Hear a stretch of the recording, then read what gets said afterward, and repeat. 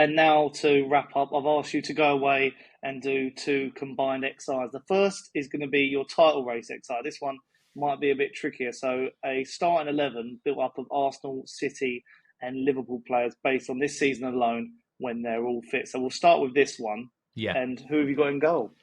He has been injured recently, but I think he's the best of the three. It would be Alisson from Liverpool in goal for me. And what, you just think clear of Edison and David Raya as well, even though he's improved?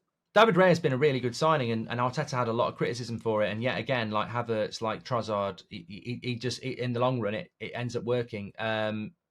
Edison's a good goalkeeper, but Alisson, I think, is the best goalkeeper in the world at the moment, especially with Courtois being injured all season. So, yeah, Alisson for me is, and again, he's got that personality as well. So, yeah, easy for me, that one.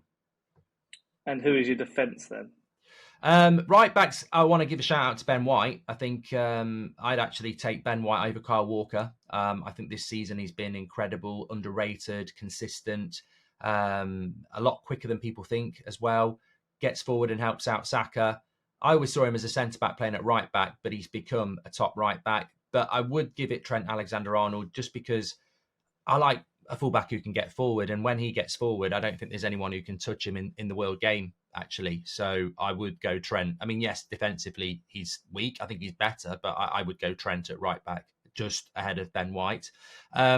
Centre-backs, I think it's got to be Saliba and Van Dijk. They are the two standout centre-backs in European football, I think, but certainly in the Premier League football at the moment. You've got to shout out people like Gabriel. John Stones is very, very good. But yeah, Saliba and Van Dijk. Left back's difficult. Arsenal for me haven't solved that problem. Man City have a centre back there, and Andy Robertson's been out a lot this season. So, but I would still go Andy Robertson. He's the most suitable left back. He's the best attacking left back there. And when he's on it, I still believe he's one of the best left backs in world football. So Andy Robertson, which means I've got a Liverpool back 4 out of 5. Yeah, Arsenal have got the best defence in the league. So that doesn't make sense. But yeah, there we go. I think, that's pretty strong to start. I think this is where it might get a bit tricky, especially how much I've heard you applaud the likes of McAllister for midfielders. So I'm really intrigued to see. There's a lot to pick from in this area of the field. So your midfield. Well, I think Player of the Year really should be between Rice, Rodri, and McAllister. If you look at the roles they've played, they've scored big goals. They are the engine room, the conductor, and Salah, Haaland, Foden have had reasonable seasons, but I think it has been the season of the midfield maestro really. But I honestly can't pick two of them because there are you want to be more attacking. We've got to get your De Bruyne's in, etc. So I'd have to go Rodri over Rice and McAllister, which pains me because I actually prefer Rodri and McAllister and Rice. Sorry. Yeah, I'd go Rodri. I think he is the best holding midfielder in the game. And as much as I don't like Man City, I'm not gonna wear those red glasses on this one. I think it has to be Rodri, which means Rice and McAllister miss out. Then I would go with I'd actually go De Bruyne. I still think that whether he can play every week, he's clearly one of the best players in Europe, and just a magician. And then the third midfield is interesting because you could throw a Rice in there, you could throw a McAllister in there, but I'd want to be more controlling. And I would actually go with Bernardo Silva. I've gone with an all-Man City midfield 3, which again shocks me because they've not had their best season. But I just think the balance of those 3 when they're on it is... Bernardo Silva works so hard defensively as well that I think just gets the edge over Odegaard for me. I like this when you're going through this. It's like your managerial days for the Sidemen games. Very tactician and thinking what could work. But yeah, some massive names missing out there, especially some of your favourites this season. But I'm sure some of them might make your team of the season. But yeah, front line, still, quite tricky, but there's probably some standout names. I feel like I can predict what you're going to put here. Yeah, I'm going to have to move somebody to their unnatural position because I think they are the front 3 that I'd have to go with. I'd go Salah on the right and I'd move Saka to the left. Saka's left-footed, so you can have a left footer on the left-hander side. It's not a problem at all. And especially if you've got someone like Erling Haaland, a natural left footer whipping in a cross might actually work quite well. And obviously, I'd still go Erling Haaland up front because Arsenal, again, they've done very well, but do they really have a striker that can compete with Haaland? No. Liverpool, I do like Darwin Nunez. I really do like Darwin Nunez, but Haaland with a team like that I've built, it has to be him. He's the best penalty box striker in the world. So yeah, front three: Saka, Haaland, and Salah. Main omission there, no Foden. No Foden after a really good season as well. Just like sort of Saka just edges it for you. Yeah. I mean, I prefer Saka to Foden anyway. It's a bit like the Bellingham story. I think he's done it in a harder environment and took on more responsibility. I mean, that's unfair on Foden because maybe he would have done it in that circumstance, but he has just had his whole career at Man City surrounded by Pep Guardiola and fantastic players. It's a very comfortable environment for a player to develop into a world class player, which I think Foden is now. To be honest, I think Saka is as well. So yeah, I'd go Saka, but Foden, Odegaard, McAllister, Rice, Gabriel, White, Edison. There's so many. You could build an alternative team and they'd give them a game. That's how many good players we've got in this title race this year. And no Kai Havertz. Does he not make? Is he on the bench? Super sub maybe. I'd give him most improved player of the season, considering I think most of us were writing him off at the start. But no, no, I don't think he'd even be my bench strike. It would have to be Darwin Nunez. So now we're going to do your other XI, and this is your team of the season. Maybe your official team of the season might change in a couple of weeks, but we want to get it in early. We want to be one of the first people to get a team of the season on the cards. So starting with goalkeeper, who have you got?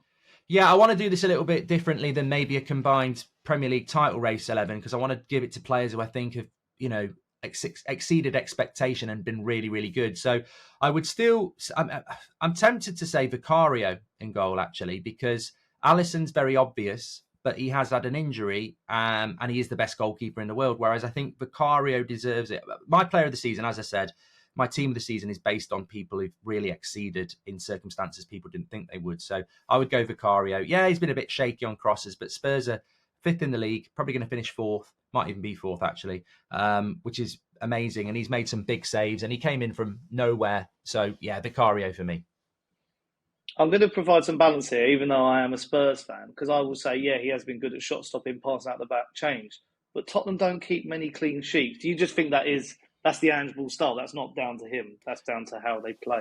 Yeah, I think. Yeah, I mean, I think that the way Spurs play, they back themselves to score goals themselves. They do concede a lot of goals, but I think Vicario, if you'd said to somebody last summer, who is he, no one would have had a clue. Whereas now, I think he's very much respected in the Premier League. I think there is areas for improvement, and I'd be very surprised if he is in this team next year. But I think for somebody who's come from nowhere, and he's only second to Alisson, really. I think in relation to being the best goalkeeper in the league this season, but as I said, Alisson is a little bit too obvious for me. Now, time for your back four then. Yeah, well, I would put Ben White at right back. As I said, I think Trent's a better right back, but across the whole season, I think he's gone unnoticed, Ben White, by a lot of people, and yet Arsenal have the best defence in the league. He's been ridiculously consistent, and yeah, I still think it will shock people that Ben White's in there, but I don't really understand why. I think he's been absolutely incredible this year. I think attacking as well, like some of his crossing that he's done this season has been amazing, especially where I feel like he gets criticised a lot, for the whole England debacle as well. So I think that's a very strong name. What about on the left-hand side? I mean, you struggled with left backs in your other XI, but is there a standout from another team maybe? As I said, Andy Robertson's the best in the league, but has he had the best season? I think it would have to be, for me, Udogie at Spurs, who, again, I really thought when I saw him against Chelsea and he got that second yellow, I was like, oh, here we go. Spurs have bought another, indisciplined, inconsistent player. But actually, he's been really consistent and he's been a massive part of Spurs' success this season because it's a hard, Porro deserves a shout at right back as well. But I think this is where I can get a Spurs player in. They're probably going to finish fourth, which is incredible. And you've got to look at that team and say, well, where are the components that have allowed that to happen? And I think Udogie, Vicario, and a few others have been, unsung heroes of that. So I think I'd be happy to put Udogie in at left back, even though at the start I was a bit unconvinced. And centre back partnership? Yeah, I'd change it slightly. I think because it's a partnership, I wanted a partnership. So I'm going to go Gabriel and Saliba. Saliba's obviously gets a lot of plaudits as a fantastic European world-class sort of centre-back. He's moving in that area. And then Gabriel, I think if you speak to Arsenal fans, would say in some ways he's had a better season. He's a goal threat. He's getting the most out of his ability. He's probably been a player of ridicule a little bit over the last couple of years, but the consistency. Arsenal defence is just incredible as well. You've got to get a few Arsenal players in there. And I think Gabriel sort of fits the bill of being in a team of the season because he's probably never going to get in a quality best centre-back pairing of the season. But I think in a team of the season, across the season, I think he deserves his place next to Saliba. The only centre backs I'd maybe argue for is, Van Dijk has Yeah, proved his 100%. doubters wrong and shown consistency. And then maybe Mickey van der Ven, even though with injuries, he has been, some people say he's Tottenham's most important player when he's not fit and ready. So would you say, I think what I get from you is the argument that these two have been the best pairing. Arsenal have had one of the best defences, really. Yeah, and I just think Gabriel is a bit like Ben White, where he's never going to probably get in over the fashionable players of Declan Rice and Saliba and Saka and Odegaard. But I think White and Raya to a certain extent and Gabriel have been as important in their own way. And this is probably their only chance to shine by getting into a team of the season as well. And now time for your midfield. You mentioned all these names before. I'm expecting a few to pop up again. Who have you got in this position? Yeah, I think it would be unfair of me not. I don't like to go defensive, but McAllister can play more of an 8. So I'd start off with Declan Rice as the holding midfielder. Even though I think Rodri's better, I think being bought for £100 million and how good Arsenal have been, you've got to acknowledge that in a team of the season. So Declan Rice would be the sort of number 6. Number 8, I would use McAllister, even though I think he's more suitable a little bit deeper. He can play that role. He's scored some big goals. I think he's signing of the season. Obviously cost a lot less coming from Brighton into a Liverpool team where expectations probably weren't as high as they are. They've been firing on all cylinders, Liverpool, this season. They're in a title race, so I think McAllister has to go in. And then I probably would drop number 10. It wouldn't be De Bruyne because he's been out for a long time. So it would have to be Foden or Cole Palmer for me for that spot. Maddison could have had this, by the way, if he'd have not got injured in November. I think he started the season so well. Odegaard's been very good as well, but I think Palmer from Man City to Chelsea has been brilliant, and obviously Foden's been really good. Foden's the better player at the moment, but on team of the season, I've got to give it to Cole Palmer because otherwise I'm contradicting what I've done with Ben White and Gabriel and McAllister. I think Cole Palmer in a terrible Chelsea team has been unbelievable for such a young age to come down to London from Man City and deliver the way that he has consistently. The mentality on young shoulders. So I'd put Cole Palmer there on team of the season. Yeah. And not to play devil's advocate, a lot of the goals are penalties, but are you, because he does the cold thing, is that, you got to, have a certain mentality to take a penalty, would you say? Yeah, and look, penalties are, any player would say it, they're the icing on the cake. But if you watch Chelsea play, there's so many moments in the game where he'll take the ball down, like a magnet, he'll skip past the player and it doesn't necessarily lead to anything. So I think his overall confidence and gameplay, he sort of deserves those tap-in penalties. I suppose it's not always a tap-in with a penalty, is it? But I think his overall game, I just think on a season, I probably would have expected Foden to do what he's done, whereas Palmer has been a real surprise. Now your front three, a lot of the goal scoring ranks have been quite exciting this season, quite even. So who makes your front line? Yeah, well, look, I think Saka, Salah, and Haaland are the best three in the Premier League as a front three. But do they deserve to be in a team of the season? I don't think they do really, because I think you've got to give it to players that are never going to be the best three, and that's what I've tried to do in this team. So I'm going to go Anthony Gordon off the left. I think he's had an amazing season for Newcastle and really justified the price tag, which I thought was over the top in a poor Newcastle side. I think his numbers have been fantastic. I think Ollie Watkins has to be in there. Goals and assists all season for Aston Villa, and they're in a race for Champions League football. Some strikers, I think, like Solanke, they're a goal scorer, whereas I think Watkins, he can score, he can also provide, and I think he's only second to Salah in relation to that. So I'd put Watkins there. Haaland's dipped a little bit this season, which is ridiculous because he'll probably still win the Golden Boot. And then right wing's probably the hardest one of the lot because you could make a case for Jared Bowen. You could certainly make an outside case for someone like Garnacho, who at Manchester United actually has done really well. But I still think it has to be Saka on that place. Or you could put Phil Foden there as well. So for me, this is probably the hard... Salah's the best in the world as well. So I think it's a hard one, right wing, and I'd be open to debate on it, but I'm just going to put Saka there because I just think he's, people still think he's not had a good season for Arsenal, and yet, he's doing it against Bayern Munich. He's had a couple of dips, but I still think he's had a very good season for Arsenal. So you mentioned some of the names I was going to bring up, like Haaland, Salah, and Bowen. But other names, Isak has had a good season, 15 goals so far. Yeah. Son, 15 goals, bounced back from last year. Dominic Solanke. Yeah. There's a few names in that forward line, and Foden, who is a surprise to miss out. So, but you think Gordon? I mean, Gordon's the one that shocked me a little bit because obviously this Newcastle team has faced a lot of injuries. So, do you think the game the other week where he proper turned up? I know he got sent off. Do you think that is the Gordon that we're likely to see for seasons to come? Is that the reason he makes it? I just think I've seen Newcastle play quite a lot this season, and I don't think everybody else has, because Newcastle have had a bad season and they've probably been a bit of an unfashionable team, whereas Spurs, Villa have done well. I have seen Newcastle this season a lot, and even against Man City, he really made Kyle Walker look stupid. I can't remember, that game was January or something.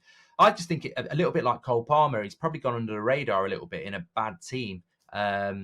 But I think he's had a really, really good season. The only player I probably feel a little bit guilty about not putting in is Phil Foden, because he may well win Player of the Year. But that you could play, the thing about Foden sometimes is because he can play multiple positions.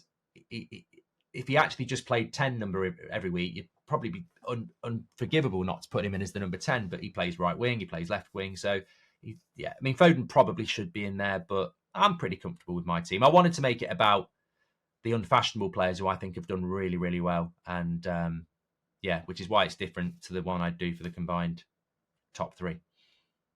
And my final point will be, lots of English players in there, so that bodes well for the Euros. And no Manchester United players. Not one player. I mean, you mentioned Garnacho, but not any other players who just could sneak in. I think if Kobe Mainoo hadn't started playing in November, he might have had a shout. I think Dalot's been decent, but you're up against Ben White, Kyle Walker, and people like Pedro Porro who've been better. Garnacho's been very good, but he's not been at the levels of some of the other players we've mentioned. So look, it's the same for teams like Brighton, isn't it? I mean, Newcastle have done well to get a player in there. Chelsea have as well. But we've not really had a player that's been consistent like Gordon or Palmer across the whole season. So, no, it's a no for United this year. On AM, on DAB, via the talkSPORT app and on your smart speaker. talkSPORT.